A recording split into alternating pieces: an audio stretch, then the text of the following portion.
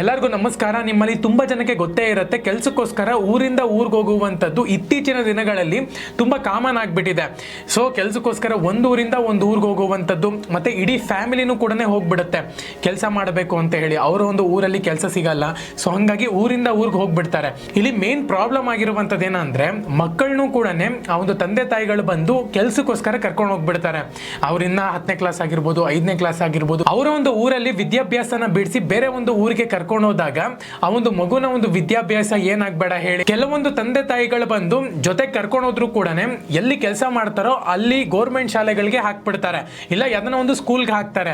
But ಕೆಲವೊಂದು ತಂದೆ ತಾಯಿಗಳು ಏನ್ ಮಾಡ್ತಾರೆ ಅಂದ್ರೆ, ದುಡ್ಡುಗೋಸ್ಕರ ಒಂದು ಮಗುನ ವಿದ್ಯಾಭ್ಯಾಸನೂ ಕೂಡ ಬಿಡಿಸಿ ಕೆಲಸಕ್ಕೆ ಕರ್ಕೊಂಡು ಹೋಗ್ಬಿಡ್ತಾರೆ. ಇಲ್ಲ ಅಂದ್ರೆ ಆ ಒಂದು ಮಗುನ ಮನೆ ಹತ್ರ ಬಿಟ್ಬಿಟ್ಟು ಇವ್ರ ಪಾಡಿಗೆ ಇವರು ಕೆಲಸಕ್ಕೆ ಹೋಗ್ಬಿಡ್ತಾರೆ. ಆ ಒಂದು ಮಗುನ ಒಂದು ವಿದ್ಯಾಭ್ಯಾಸ ಏನಾಗಬೇಡ ಹೇಳಿ. ಈ ತರ ಶ್ರಮಿಕರ ಒಂದು ಮಕ್ಕಳ ಒಂದು ಭವಿಷ್ಯಕ್ಕೆ ಸರ್ಕಾರ ಬಂದ್ಬಿಟ್ಟು ಒಂದು ದೊಡ್ಡ ಹೆಜ್ಜೆ ಇಟ್ಟಿದೆ. ಕಟ್ಟಡ ಕಾರ್ಮಿಕ ಮಕ್ಕಳಿಗೂ ಕೂಡ ಉತ್ತಮವಾಗಿರುವಂತ ಒಂದು ಶಿಕ್ಷಣ ಸಿಗಬೇಕು ಅಂತ ಹೇಳಿ ರಾಜ್ಯ ಸರ್ಕಾರ ಬಂದು ಈ ಒಂದು ನಿರ್ಧಾರನ ತಗೊಂತಿದ್ದಾರೆ. ಇಡೀ ರಾಜ್ಯಾದ್ಯಂತ ಬಂದು ಶ್ರಮಿಕ ಮಕ್ಕಳ ಒಂದು ವಸತಿ ಶಾಲೆಗಳು ಬಂದು ಪ್ರಾರಂಭವಾಗ್ತಿದೆ. ರಾಜ್ಯಾದ್ಯಂತ ಶ್ರಮಿಕ ಮಕ್ಕಳಿಗೋಸ್ಕರ ವಸತಿ ಶಾಲೆಗಳು ಪ್ರಾರಂಭ ಮಾಡ್ತಿದ್ದಾರೆ. ನಿಮ್ಮಲ್ಲಿ ತುಂಬಾ ಜನಕ್ಕೆ ಗೊತ್ತೇ ಇರುತ್ತೆ ಮೊರಾರ್ಜಿ ದೇಸಾಯಿ ವಸತಿ ಶಾಲೆಗಳು.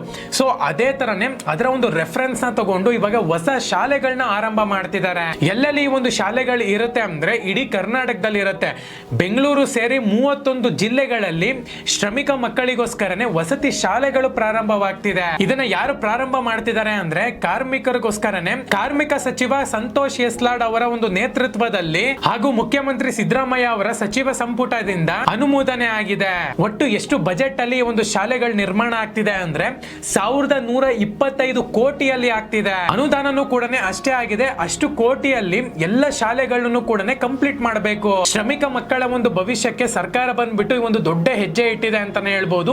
ತುಂಬಾ ಜನಕ್ಕೆ ಇದು ಯೂಸ್ ಆಗುತ್ತೆ. ಏನಕ್ಕೆ ಅಂದ್ರೆ, ದುಡ್ಡಿನ ಒಂದು ಕಷ್ಟಕ್ಕೋಸ್ಕರ ತಂದೆ ತಾಯಿಗಳು ಬಂದು ಒಂದು ಮಕ್ಕಳನ್ನ ವಿದ್ಯಾಭ್ಯಾಸ ಮಾಡಿಸ್ತೀರಾ ಕರ್ಕೊಂಡು ಹೋಗ್ಬಿಡ್ತಾರೆ ಕೆಲಸಕ್ಕೆ. ಅದಕ್ಕೋಸ್ಕರನೇ ಸರ್ಕಾರ ಈ ಒಂದು ನಿರ್ಧಾರ ಮಾಡಿದೆ.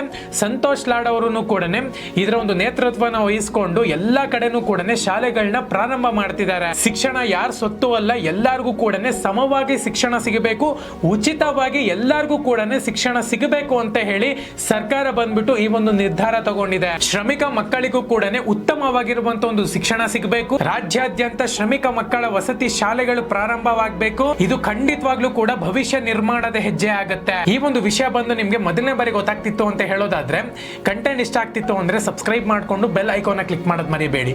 ಎಲ್ಲರಿಗೂ ಕೂಡ ಧನ್ಯವಾದ. ಜೈ ಹಿಂದ್.